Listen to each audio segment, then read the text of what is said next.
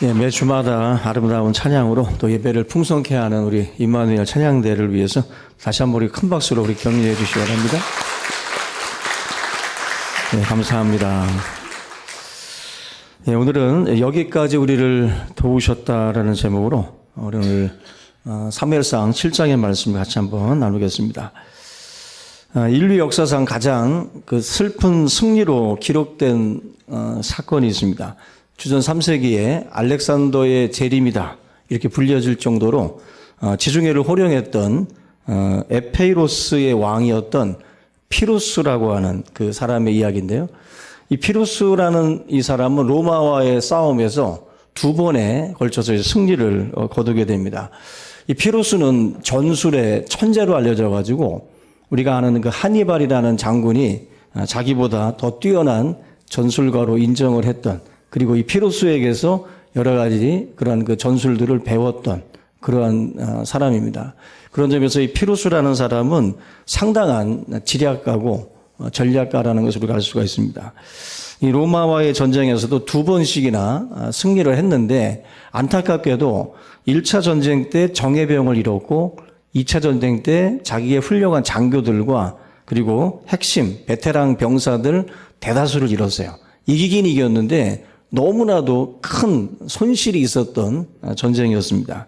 승전보를 듣고 찾아왔던 그러한 그 신하들 축하의 말을 건넵니다. 그럴 때 이 피루스가 했던 유명한 말이 있어요. 이런 승리를 한 번만 더 거뒀다가는 우리는 완전히 망한다. 완전히 상처밖에 남지 않은 승리라는 거예요. 우리가 흔히 말하는 상처뿐인 영광, 이 말이 바로 이 피루스의 승리라는 이 사건에서 나온 말인데, 아무리 이겨도 내가 만약에 너무나도 큰 상처를 입어서 만약에 밀림에서 동물들이 그 상처를 입는 것은 굉장히 위험한 신호라고 그래요. 아무리 사자라고 할지라도 만약에 상처를 입게 되면 괜한 그 상처 때문에 결국 이 밀림의 그 안에서 죽임을 당할 수밖에 없는 그 위치로 전락하고 만다는 겁니다. 세상 사람들 같은 경우는 이 피루스의 승리를 거두는 경우들이 많아요. 이기긴 이겼는데 나도 죽고 적도 죽고 다 죽는 꼴이 돼버리는, 그러니까 상처밖에 남지 않는 그런 승리를 가지고 오는 경우들이 많이 있습니다. 이기긴 이겼는데 뭔가 이 관계가 피폐해지고 내 인격도 깎여지고 뭔가 남아있는 것은 별로 있지 않은, 이기긴 이겼는데 뭔가 찜찜한 그러한 그 승리가 우리들에게 주어질 때가 많이 있다라는 거예요. 오늘 우리가 살펴보는 이 승리는 에베네셀이라고, 여기까지 하나님께서 우리를 도우셔서 이루어 놓은 승리를 말하는데, 이 승리는 피루스의 승리처럼 나도 죽고 남도 죽는 그러한 승리가 아니라 온전한 그러한 그 승리를 의미합니다. 그런 점에서 오늘 저와 여러분들이 이 에베네셀 에베네셀의 이 광장 안에서 우리가 하나님의 진리의 말씀들을 다시 한번 붙드는 그런 귀한 시간 되기를 바랍니다. 우리가 이전에 살펴봤던 것처럼 승리를 위해서 항상 보통 사람들이 생각하는 것은 강한 무기나 어떤 이런 특별한 아이템을 준비를 해야 승리를 할 수 있다라고 생각을 해요. 그래서 지난번에 홈니와 비느하스도 블레셋과의 전쟁에서 이기기 위해서 법궤를 가지고 오죠. 법궤를 부적처럼 썼다 그랬습니다. 부적처럼 사용을 했고 결과적으로는 홈니와 비느하스가 전쟁에서 패하게 돼요. 그리고 자기들도 죽고 그리고 법궤까지도 블레셋 군대에게 빼앗기게 됩니다. 결국 신앙의 도구와 또 신앙의 부족화, 이게 결과적으로 참담한 패배로 이어졌다라는 것입니다. 근데 사무엘 같은 경우는 전쟁을 앞두고 오늘 9절 말씀 보면은 사무엘이 젖 먹는 어린 양을 취하여 온전한 번제를 여호와께 드렸다 그랬어요. 전쟁을 앞두고 사무엘이 했던 일은 어떤 흔한 말로 군사적인 준비를 한 게 아니라 하나님 앞에 이스라엘 백성들이 범했던 이 죄에 대한 회개와 더불어 이 온전한 번제라고 하는 것을 하나님께 드리기 위해서, 번제는 태어난 지 이제 뭐 어린 그 나이에 그 어린 양들을 잡아서 하나님 앞에 드리게 되는데, 여기 보면 젖 먹는 어린 양을 하나님 앞에 온전한 번제로 드렸다라고 말씀을 합니다. 여기서 젖 먹는 어린 양이라는 게 굉장히 중요한데, 젖을 먹는 어린 양은 철저하게 의존적인 존재죠. 특별히 아기들도 부모가 없으면 죽은 목숨이에요. 그래서 철없는 부모들은 아이들을 집에다 놔두고 PC방에서 뭐 게임들 하다가 아이들 굶어 죽인다든지, 그냥 아이가 심장이 멎어서 죽는다든지, 이게 끔찍한 일들이 벌어지잖아요. 철저하게 의존적인 존재이기 때문에 어른들이 지켜보고 관리하지 않으면 안 되는 생명들이에요. 그죠? 마찬가지로 이 젖 먹는 어린 양을 하나님 앞에 온전한 번제로 드린다라고 하는 것도 어떤 면에서 이스라엘 백성들 자기 자신을 의미하는 제물이기도 합니다. 철저하게 하나님께서 우리를 돕지 아니하시면 우리는 한순간도 살아 숨쉴 수 없는 존재라고 하는 고백이 바로 이 젖 먹는 어린 양이에요. 이걸 온전히 다 태워서 하나님 앞에 드리는 제사를 드리게 됩니다. 그 미국의 존 메가더라는 목사님이 있는데, 이 목사님은 이 말씀을 이렇게 해석을 했어요.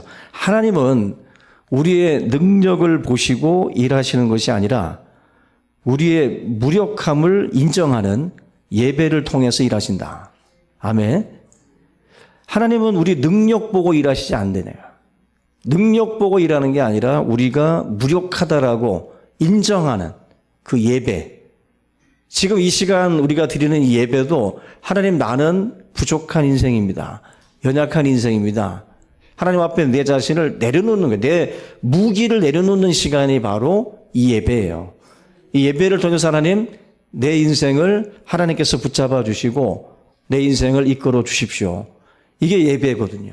예배에서 만약에 내 무기 자랑하고 내가 가지고 있는 것들을 자랑하면 그건 온전한 예배가 아니에요. 내가 갖고 있는 것들을 하나님 앞에 다 내려놔야 됩니다. 나는 연약하고 부족합니다. 하나님 앞에 바리새인하고 세리가 성전에 올라가서 기도했을 때 하나님이 받으신 기도는 세리의 기도예요. 가슴을 치며 통곡하면서 나는 죄인이라고 고백했던 그 세리를 하나님께서는 받아주셨고, 나는 이것도 하고 저것도 하고 나는 이것도 하고 저것도 한다고 자랑을 늘어놨던 바리새인의 기도는 하나님이 듣지 않았습니다. 내가 살아있는 거야, 아직도. 나는 십자가에 못 박혀 죽어야 되는데 아직도 살아있는 거예요. 아직도 내가 살아서 자꾸만 꿈틀대고 있으니까 하나님이 쓰시지 않는 거예요. 바리새인의 기도는 하나님이 안 듣습니다. 바리새인의 예배는 하나님이 받지 않아요. 철저하게 오늘 저와 여러분들이 드리는 이 예배는 하나님 앞에 메가더 목사님이 말씀했던 것처럼 내 무력함을 인정하는 예배가 되셔야 돼요. 그래서 하나님 앞에 철저하게 주님 앞에 의지하는 온전한 예배가 될 때, 그때 하나님께서 일하시는 것을 우리가 보게 될 줄로 믿습니다. 사무엘이 젖 먹는 양을 택했다라는 거, 하나님의 전적인 주권, 여기에 전쟁이 달렸다라고 하는 인정이에요. 인정. 그래서 제사장의 목조차도 남기지 않는 번제. 번제는 제사장의 몫이 없어요. 다 태워서 하나님 앞에 드리는 거거든요. 그래서 이스라엘은 자신의 생존권을 하나님께 완전히 이양을 시키는 거예요. 우리의 목숨은, 우리의 생명은 이제 하나님께 있습니다라고 고백하는 겁니다. 이 에벤헤셀의 이 승리자에게 주시는 그 첫 번째 복이 뭐냐면, 오늘 13절 보시면 원수를 무력화시키는 복을 하나님께서 주십니다. 우리 13절 같이 한번 읽어보겠습니다. 시작. 이에 블레셋 사람들이 굴복하여 다시는 이스라엘 지역 안에 들어오지 못하였으며 여호와의 손이 사무엘이 사는 날 동안에 블레셋 사람을 막으시매. 여기 보면은 원수를 하나님께서 이제 무력화시킵니다. 막으셨다라고 그랬잖아요. 이제 보면은 이 블레셋 사람을 막으셨다. 히브리 카나라는 단어를 쓰고 있는데, 이게 단순히 길을 가로막는 게 아니라 우리가 뭐 무섭고 두려우면 눈을 못 마주치잖아요. 그리고 그냥 눈을 이렇게 내리죠. 한마디로 지금 막으셨다라는 말은 이 블레셋을 막는다라는 것은 교만한 자를 꺾어서 겸손하게 만들었다라는 거예요. 이 블레셋으로 하여금 뭔가 마음속에 공포를 심어주신 거예요. 공포를 심어주고 의지 자체를 꺾어버린 거예요. 이스라엘을 집어삼켜야 되겠다라고 하는 이 자체를 하나님이 꺾어버린 겁니다. 두려운 마음을 주신 거예요. 여러분들 예수 믿고 나서요. 예수 믿고 나서 술, 담배가 끊어지는 역사가 있거든요. 아직 마시고 계신 분들은 그 역사를 못 경험한 거예요. 그냥 마시세요. 그냥 피고. 빨리 죽을 수 있으니까 조심하시고요. 근데 어쨌거나 이거 하나님께서 주시는 은혜 중에 뭐가 있냐면 막으시는 게 있어요. 막으시는 거. 그러니까 내가 안 피려고 안 먹으려고 기 쓰는 게 아니라 하나님이 이걸 막아버려요. 의지 자체를 꺾어버리는 거예요. 의지 자체를. 그래서 막 전자담배 피우면서 조금씩 줄여가는 게 아니라 하나님이 그냥 확 막아버리신다고. 그러한 놀라운 역사들이 있어요. 그 역사를 경험하시길 바랍니다. 큰 소리로 하면 많이 피네. 많이들 피네. 많이들 펴. 근데 여러분들 하나님이 막으셔야 막아지잖아요. 그죠? 아무리 막으려고 해도요. 뭐 비집고 들어와요. 그죠? 도박을 막아주셔야 도박도 안 하는 거지. 하나님이 안 막아주시면 그냥 뭐라 그래요? 발가락에다 껴놓고 한다 그러잖아요. 그죠? 절대로 하나님이 막으셔야 되는 싸움이에요. 지금 이 블레셋이라는 이 족속은 해양 족속입니다. 그래서 이 블레셋 족속이 끊임없이 이스라엘을 넘나들었거든요. 농사를 짓고 씨를 뿌리면 그냥 뭐 그때 추수 때마다 와가지고 또 거두어가고 했던 민족들인데 하나님께서 이들의 그 마음속에 공포를 심어주고 의지 자체를 그냥 꺾어버려 주신 거죠. 하나님께서 막아주셨다는 겁니다. 사무엘 한 사람이 바로 서니까 이스라엘 공동체 전체가 보호를 받는 거예요. 가정도 마찬가지입니다. 가정도 다 믿으면 좋겠지만 한 분이라도 바로 쓰셔야 돼요. 한 분이라도. 뭐 부모가 안 믿는다고 자녀가 안 믿는다고 투덜투덜만 대지 말고 자기 혼자만 바로 서면 돼요. 자기 혼자라도 바로 서서 하나님 앞에 엎드려 기도하면 하나님이 막아주십니다. 히스기야가 하나님 앞에 바로 서니까 사내립이 18만 5천 명의 대군을 끌고 왔을 때 어떻게 합니까? 히스기야가 하나님 앞에 그 협박 편지를 가지고 제단 앞에 가가지고 기도해요. 사내립이 이렇게 우리한테 협박 편지를 보내왔는데 하나님 어쩌면 좋냐고. 주님 앞에 매달려 기도하니까 하나님께서 직접 다스려요. 이 18만 5천 명을 하나님께서 다스려가지고 완전히 칼도 쓰지 않고 이들을 고국으로 다시 돌려보냅니다. 하나님의 놀라운 역사들을 통해서 아수르라고 하는 이 대군을 막으셨고 또 많은 그 군사들을 산송장이 되도록 그렇게 만들어 놨어요. 그게 바로 칼을 쓰지 않고 하나님 앞에 엎드렸던 히스기야라고 하는 왕의 그 기도를 통해서 하나님이 이루신 거예요. 바로 에베레스의 이 축복이죠. 블레셋을 막듯이 하나님께서 바로 이 아수르라고 하는 이 군대를 막아주신 것입니다. 오늘 저와 여러분들 한 사람이 가정의 수호신이에요. 수호신이라고 하니까 좀 그러네. 여러분들 혼자 그 믿는 그 믿음을 귀하게 보셔야 돼요. 그 혼자라 할지라도 하나님 앞에 매달려 기도하시고 간구하시기를 주님의 이름으로 축원합니다. 두 번째는 14절에 보면은 이렇게 말씀을 합니다. 블레셋 사람들이 이스라엘에게서 빼앗았던 성읍이 에그론부터 가드까지 이스라엘에게 회복되니. 빼앗겼던 것들을 하나님께서 회복시켜 주셨다라는 말씀이에요. 사사시대 내내 이 도시들을 정복을 못했어요. 우리가 사사기도 살펴봤지만 이스라엘 백성들이 이 아모리 족속들과의 이 싸움에서 제대로 된 승리를 못 거뒀어요. 그래서 오히려 이스라엘이 산 위로 막 내몰려가지고 내려오지도 못하고 그냥 그야말로 그냥 바보 취급 당했던 시절이 바로 사사 시대입니다. 정복을 못했던 거예요. 그런데 이 블레셋으로부터 빼앗겼던 이 지역들, 에그론부터 가드까지 하나님께서 회복시켜 주셨다는 겁니다. 블레셋이 스스로 내놓거나 아니면 자연스럽게 주권이 넘어온 거예요. 굉장히 놀라운 거죠. 뺏겼던 건데 하나님께서 에베네셀의 이 축복을 통해 가지고 이스라엘 백성들에게 이런 어떤 힘을 되찾을 수 있도록 하나님께서 허락해 주셨다는 것입니다.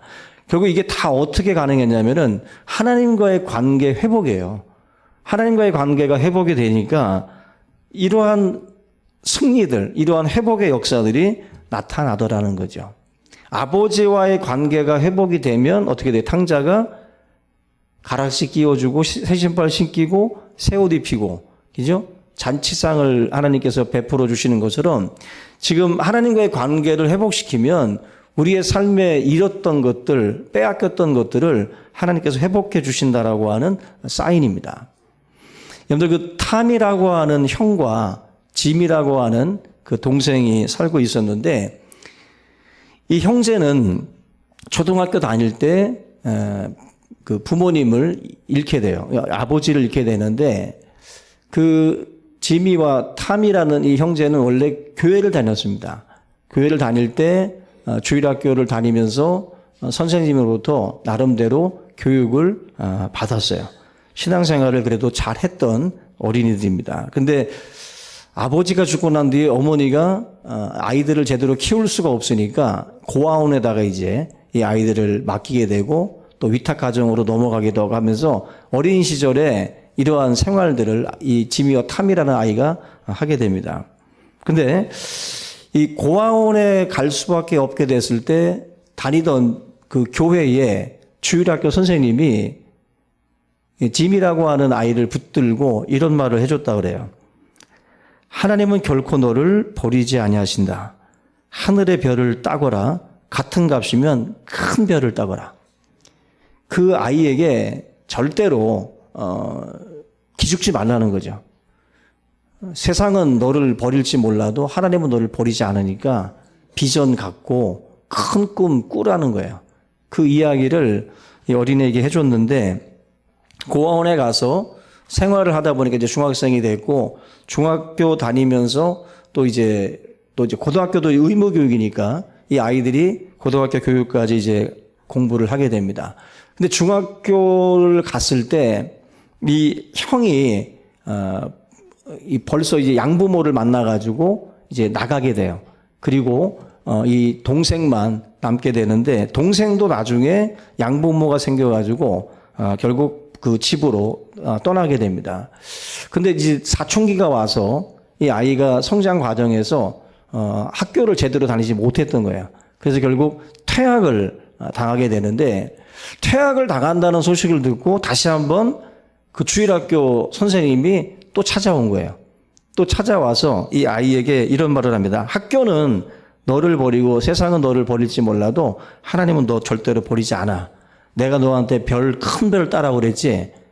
작은 별 따지 말고 큰 별 딸 생각하고 비전 잃지 말고 살라고 또다시 선생님이 이 아이한테 그런 이야기들을 해준 거예요.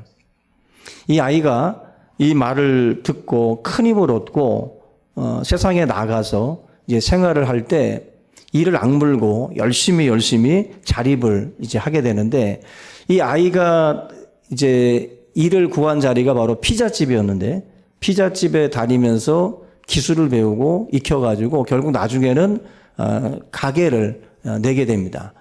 그 가게를 내서 열심히 일을 하다 보니까 처음에는 지점이 3개까지 생기게 돼요. 그래서 로고를 만드는데 로고를 점을 3개를 찍어놔요.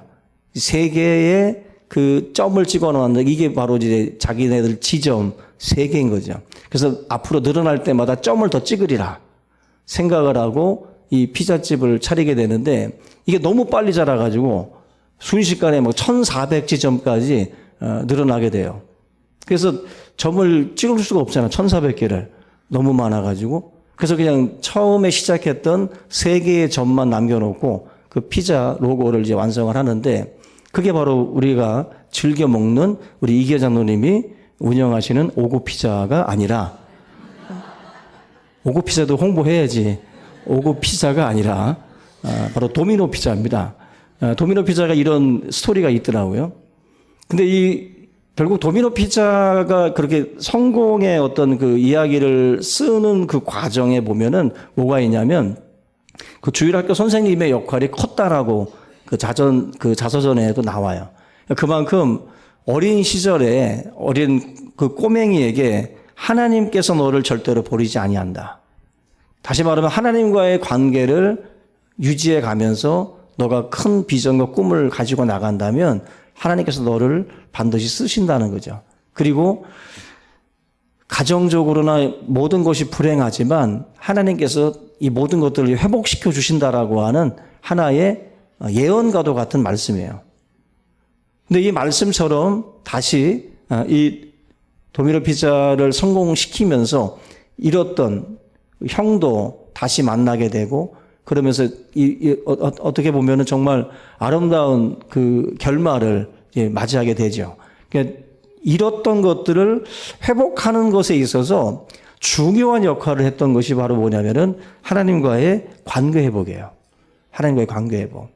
이 관계를 회복하고 나니까 그 삶에 어그러지고 구부러졌던 모든 것들을 하나님께서 회복시켜 주시는, 탕자를 하나님께서 다시 복원시켜 주시는 것처럼 우리의 삶에도 내가 깨뜨렸던 그 관계 때문에 내가 지금 잃어버린 것들이 많을 수 있어요.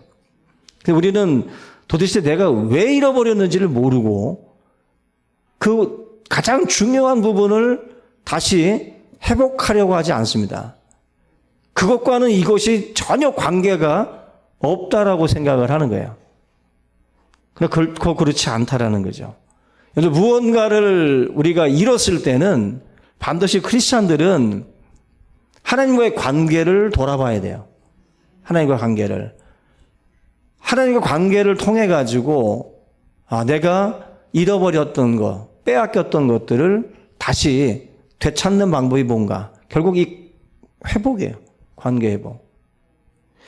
저와 여러분들 무언가를 잃었다, 뺏겼다라고 한다면 이 시간 이 말씀을 우리가 통해서 하나님과의 그 관계 회복에 먼저 힘쓰시기를 주님의 이름으로 부탁을 드립니다. 절대로 정복할 수 없다라고 생각했던 도시들을 하나님께서 이 관계를 회복시키고 나니까 다 에그론과 가드 이 지역까지도 다 회복하도록 하나님께서 이끄신다라는 거예요. 결국 하나님은 내가 하나님께 집중하면 하나님은 내가 잃어버린 것에 집중해요. 그래서 이 잃어버린 것들을 결국 하나님이 고민하면서 하나님이 이걸 찾아오시는 거예요. 근데 우리는 이걸 생각하지 못하고 자꾸 내 힘으로 이 모든 것들을 다시 되찾고자 노력을 하는 거죠. 그러나 뭐 피루스의 승리처럼 내가 무언가를 막 찾아오려고 하다 보면 상처가 많이 납니다. 상처가. 나도 이긴 것 같지 않고 반대쪽도 이긴 것 같지 않고 뭔가 찜찜한 그런 아픔과 상처들밖에 남지 않는다라는 거예요.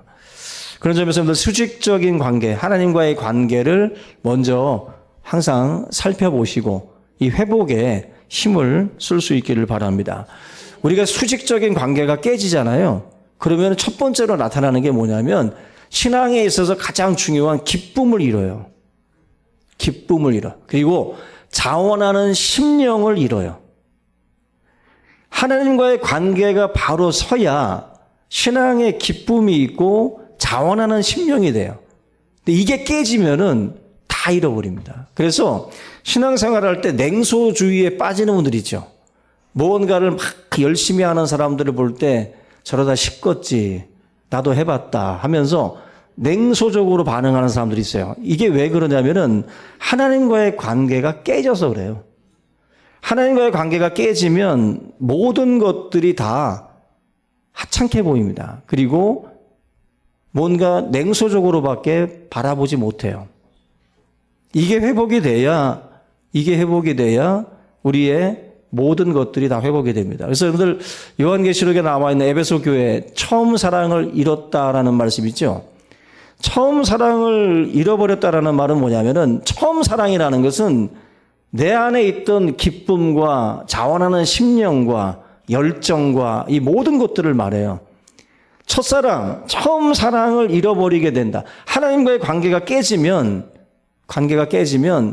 그러한 어떤 열정, 기쁨 이런 것들이 다 사라지게 되는 거예요.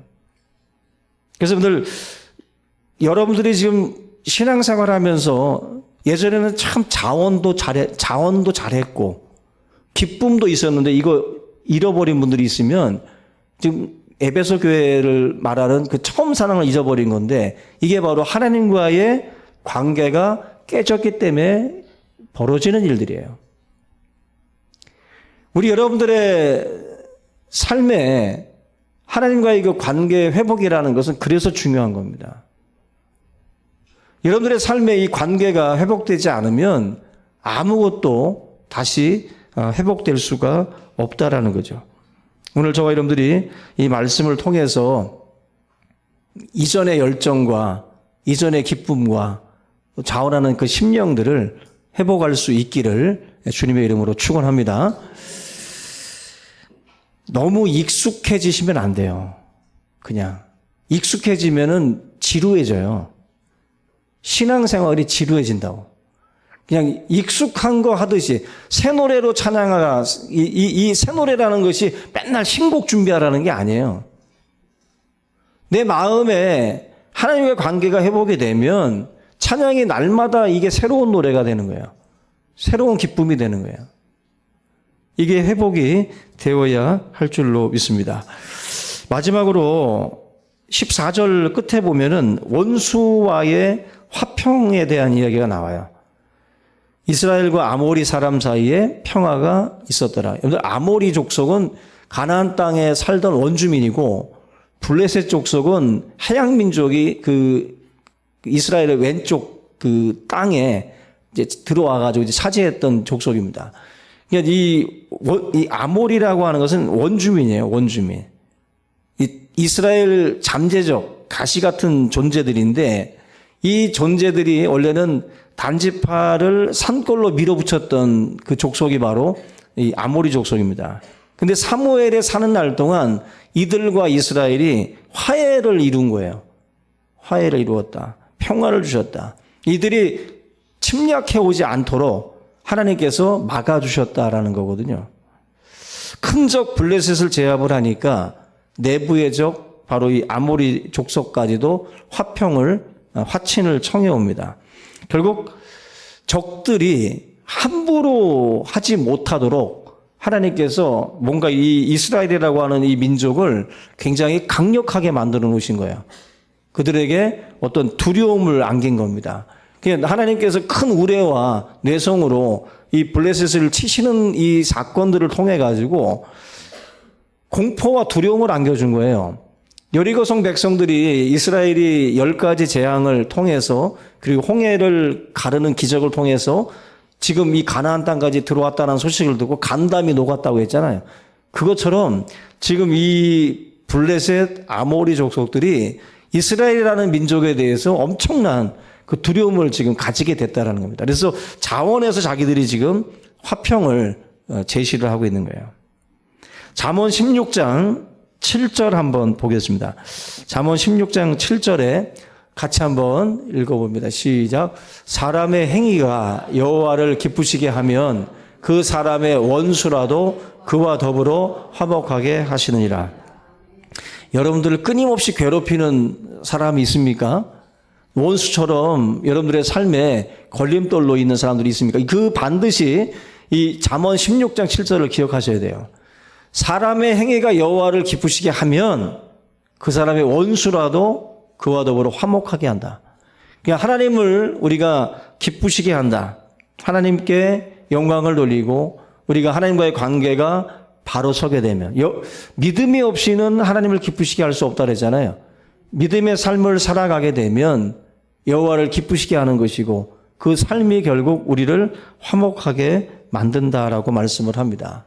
결국 내 삶이 자꾸 무질서해지고 뭔가 복잡해지고 힘들어지는 것은 믿음으로 살지 않는 그러한 삶의 결과물일 수 있다는 거죠. 그런 점에서 오늘 이 잠언 16장 7절을 기억하시고 여러분들 여호와를 기쁘시게 하는 믿음의 종들이 다 될 수 있기를 주님의 이름으로 축원합니다. 결국 사무엘이 세웠던 이 에베네셀이라는 이 돌은 여호와께서 여기까지 우리를 도우셨다라고 하는 뜻이거든요. 여기까지. 그래서 어떤 분들이 오해를 해가지고 이제부터는 내가 알아서 해야 되나? 여기까지 도왔으니까. 그런데 그게 아니라 하나님 퇴근하시는 그런 그 돌이 아니라 이 돌은 앞으로도 여기까지 도우셨지만 앞으로도 저기까지 우리가 이를 그곳까지 함께 하신다라고 하는 약속의 그런 비석이에요. 그 에베네셀이라고 하는 이 돌을 통해 가지고 이스라엘 백성들에게 확신을 주시는 거예요. 여기까지도 오신 그 하나님이 앞으로도 너희들과 함께 하실 것이다라는 겁니다. 근데 이 에베네셀이 세워진 이 돌이 세워진 장소가 어디냐면은 과거에 이스라엘이 바로 블레셋에게 법궤를 뺏겼던 장소가 바로 이곳이에요. 뺏겼던 이곳에 하나님께서 에베네셀의 이 돌을 통해 가지고 다시 회복시키시는 거예요. 가장 수치스러운 장소가 가장 영광스러운 장소로 바뀌게 되는 거예요. 이게 바로 에베네셀의 은혜입니다. 하나님께서 결국 예배를 통해서 승리하게 하시는 거죠. 여기까지 도우시는 이 에베네셀의 이 하나님, 이 은혜를 우리가 누리기 위해서는 온전한 예배로 주님 앞에 나아가야 할 줄로 믿습니다. 저희들이 깨어졌던 하나님과의 이 관계, 이 부분을 여러분들이 반드시 회복하시기를 바랍니다. 그래서 여러분들의 가정에, 여러분들의 인생에 이 에베네셀의 은혜가 함께 할 수 있기를 주님의 이름으로 축원합니다. 우리 이 시간 이 말씀을 같이 우리 붙들고 통성으로 기도하도록 하겠습니다. 같이 기도합니다. 살아계신 주님 감사합니다. 오늘도 사랑하는 우리 주의 성도들이 에베네셀의